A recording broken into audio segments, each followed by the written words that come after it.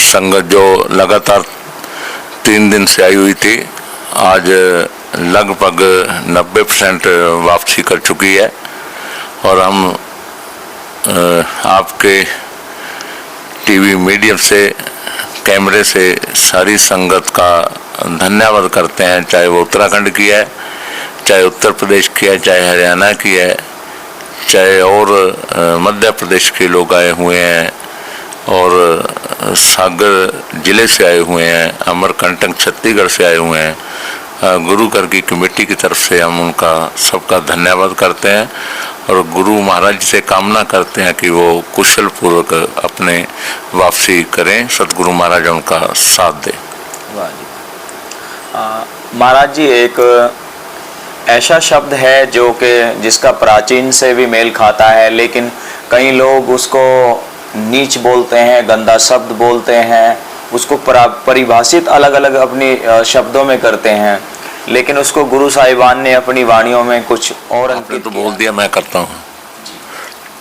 साध संगत जी, ये बिल्कुल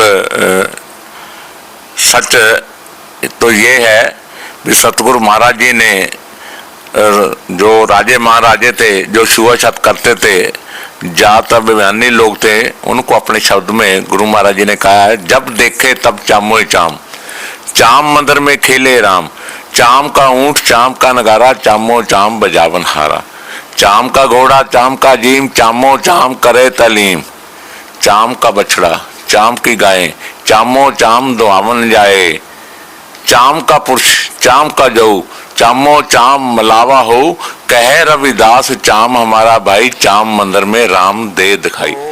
राजे महाराज को बोले गुरु जी, वो नगारा भी चाम से मड़ा हुआ है और उस चाम को बजाने वाला भी इंसान चाम का बना हुआ है।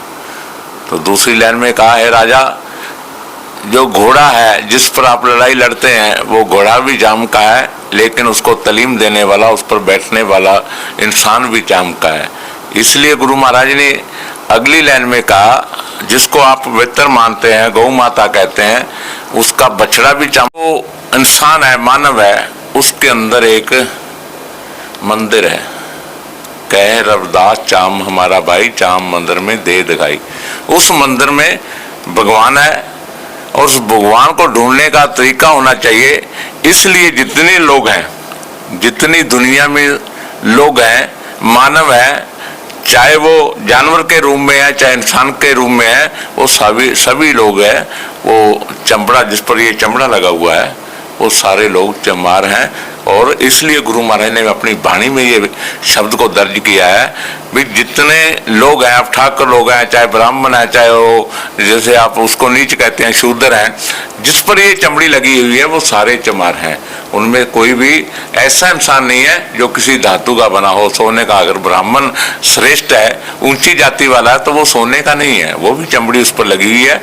और उसमें भी वही रखता है जो एक, जिसको आप शूद्र समझते हैं, वही महाराज जी ने, वो एक वैज्ञानिक तथ्य के हिसाब से है, चाम का पुरुष चाम का जो, चामो चाम मिलावा हो।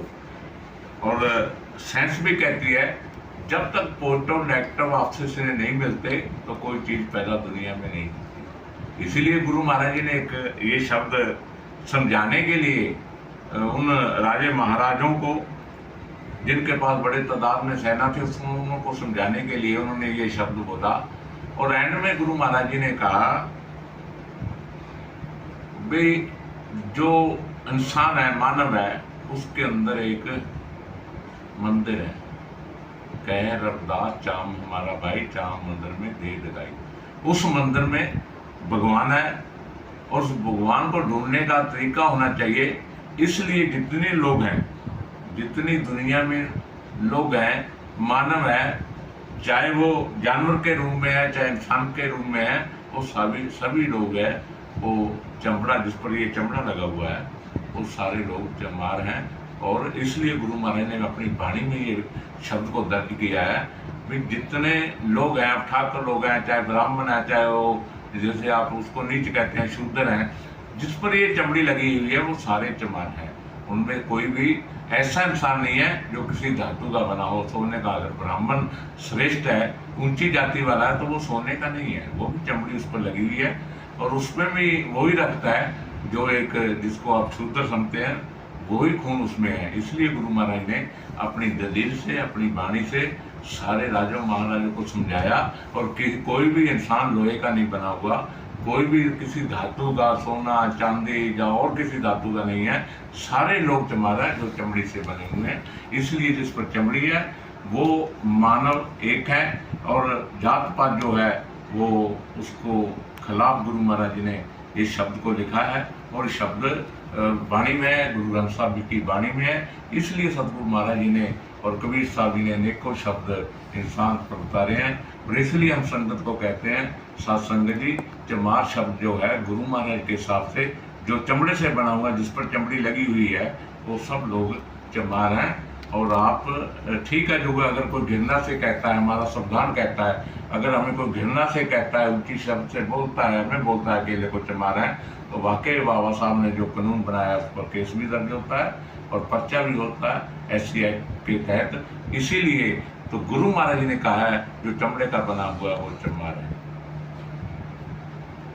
वाह जी वाह, बहुत बहुत धन्यवाद महाराज जी, आपने बहुत अच्छी बात बताई।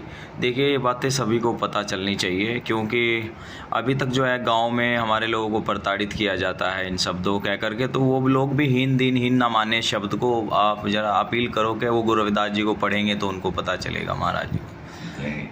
जैसे है ना, कोई घृणा से कहता, मैं एक तरफ कहता है भी आप चमार है, वो कर दूंगा वो कर दूंगा, तो आप नीच जाति के हैं, तब जो SC एक्ट को लगता है। लेकिन चमार शब्द गुरु महाराज ने कहा सारे चमार हैं, तो उन्होंने खुला कर दिया, उन्होंने सब कुछ बताया है। तो जो जैसे ऊंट के चमड़े से बना हुआ होता है नगारा, उसको जब गिराता है तो वो इंसान भी चमड़े का बना होता है। तो गुरु महाराज सब कुछ बता दिया है, गाय का उदाहरण दे दिया, घोड़े का उदाहरण दे दिया, और सबसे बड़ा क्रांतिकारी जो बात गुरु महाराज ने उस वाणी में कही है, चाम का पुष्प चाम का जो चामो चाम मिलाओ जी। जो जैसे प्रोटोनेक्टिव नाफ्स में नहीं मिलते, कोई दुनिया में चीज जो पैदा नहीं होती, ये विज्ञान कहता है।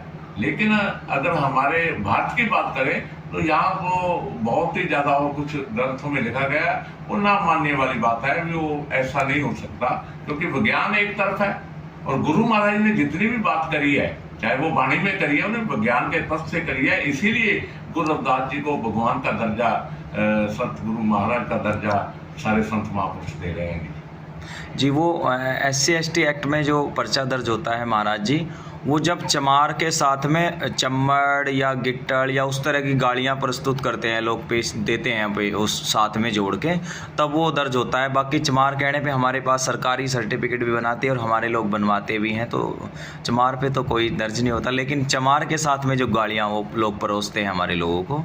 देखो पंजाब में जब बाबू मंगू राम ने आधर्म की लहर को चलाया, तो यहाँ आधर्मी कहते हैं, यहाँ जो सर्टिफिकेट बनता है ना पंजाब में, अच्छा जी, ये आधर्मी के नाम से बनता है। हम देश के मूल निवासी हैं, हम देश के आदिवासी हैं, इसलिए 1926 में जब मंगू राम ने ये आधर्म की स्थापना की, आधर्म मंडल की, तब से हमारे जो पंजाब के लोग हैं, जो सतगुरु दास महाराज के, जिसको क्यों कहते हैं ये चमार हैं, तो यहाँ आधर्मी बोलते हैं, ये आधर्मी लोग हैं। हमारा जो सर्टिफिकेट बनता है शेड्यूल का, तो आधर्मी के नाम पर बनता है, जाति का नहीं बनता। जाति वही ऐसी जाति में आ गया ना। हाँ जी, हाँ जी। लेकिन धर्मी में आदि धर्मी बनता है, क्योंकि पुराना आपका संयोग है धर्म से। और जैसे मालवा है, मालवा में रामदासिया सिख की लिखते हैं, तो वैसे बनता है।